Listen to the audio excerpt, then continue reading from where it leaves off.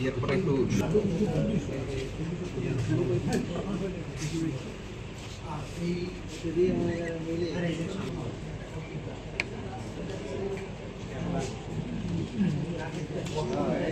আমরা যারা নির্বাচিত হয়েছি আমরা বারবার বলছি আমরা নেতা না, আমরা সবাই প্রতিনিধি। শিক্ষার্থীদের কাজ হচ্ছে আমাদেরকে প্রশ্ন করা, আর আমাদের কাজ হচ্ছে আমরা যে কমিটমেন্ট গুলো দিয়েছি সেগুলো বাস্তবায়ন করা। আমরা এখানে যারা আছি আমরা কমিটমেন্ট দিয়েছি ঢাকা বিশ্ববিদ্যালয়ে 40,000 শিক্ষার্থী, তাদের ব্যক্তিগত সমস্যা, পারিবারিক সমস্যা, তাদের একাডেমিক সমস্যা, ক্যাম্পাসের বাইরে যে কোনো সমস্যা, ক্যাম্পাসে তার একজন আপন বড় ভাই থাকলে অথবা তার ছোট ভাই থাকলে, বোন থাকলে, যেভাবে সে শেয়ার করে তারা যেন আমাদের সাথে শেয়ার করে এবং আমরা প্রত্যেকটা প্রবলেম আমরা ফেস করতে চাই। একই সাথে আমরা নির্বাচন হওয়ার পর থেকে আমাদের যারা সহযোগিতা ছিল আমরা সবার কাছে যাওয়ার চেষ্টা করেছি, তাদের কথাগুলো শোনার চেষ্টা করেছি। এখানে আমরা কেউ জয় অথবা পরাজয় হয়নি, হার জিতের কিছু নেই, আমরা সবাই জিতে গিয়েছি। ডাকসু নির্বাচনের মাধ্যমে জুলাই প্রজন্ম বিজয়ী হয়েছে, ডাকসু নির্বাচনের মাধ্যমে শহীদের আকাঙ্ক্ষা বিজয় হয়েছে এবং ঢাকা বিশ্ববিদ্যালয়ের 40,000 শিক্ষার্থীরা বিজয়ী হয়েছে। তো আমাদের যারা সহযোগিতা আছে তাদের যে ইস্তেহার, তাদের যে প্রত্যাশা, সে প্রত্যাশায় আমরা বাস্তবায়ন করবো। তারা প্রত্যেকে একজন আমাদের উপদেষ্টা হিসাবে কাজ করবে। আমরা একই সাথে ডাকসুর সাবেক যারা প্রতিনিধি ছিল আমরা তাদের সাথে সাক্ষাৎ করছি, তাদের থেকে পরামর্শ নিচ্ছি। একই সাথে আমরা বিভিন্ন হলে যাচ্ছি, শিক্ষার্থীদের তাদের প্রত্যাশা, তাদের আকাঙ্ক্ষাগুলো শোনার চেষ্টা করছি। আমরা নির্বাচনের আগে যেভাবে রুট নিয়েছিলাম আমরা এখনো প্রতি শিক্ষার্থীদের রুট যাওয়ার চেষ্টা করবো, তাদের কথাগুলো শোনার চেষ্টা করবো।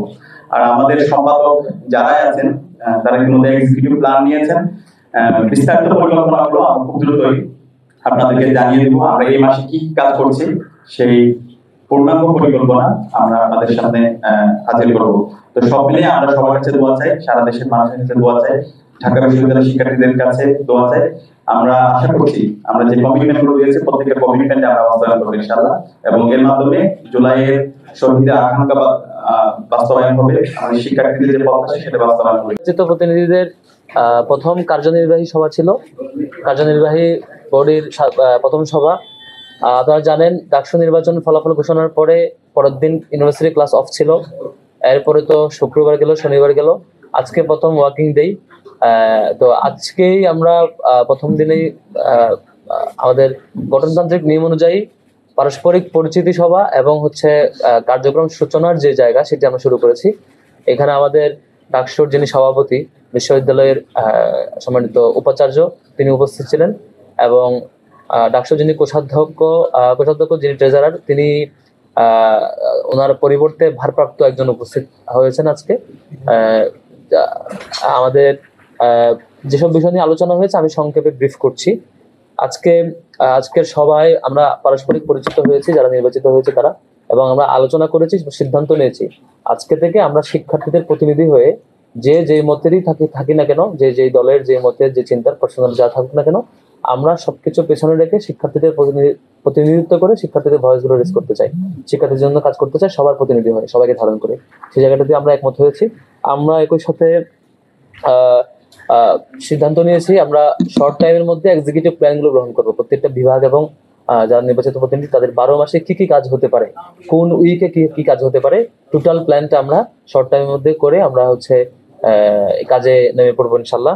তারপরে নির্বাচিত প্রতিনিধির পক্ষ থেকে সিনেটে 5 জন সদস্য পাঠানোর ব্যাপারে আমরা আলাপ করেছি, এবং আমাদের যে সিদ্ধান্ত হয়েছে সেটি গেজেট আকারে আপনারা পেয়ে যাবেন ইনশাল্লাহ। নামগুলো গেজেট আকারে দিতে চাই। আমাদের যেসব ব্যাপারে ঐক্যমত হয়েছে যে 5 জনের ব্যাপার, সেগুলো গেজেট আকারে আপনাদের সামনে উপস্থাপন করা হবে।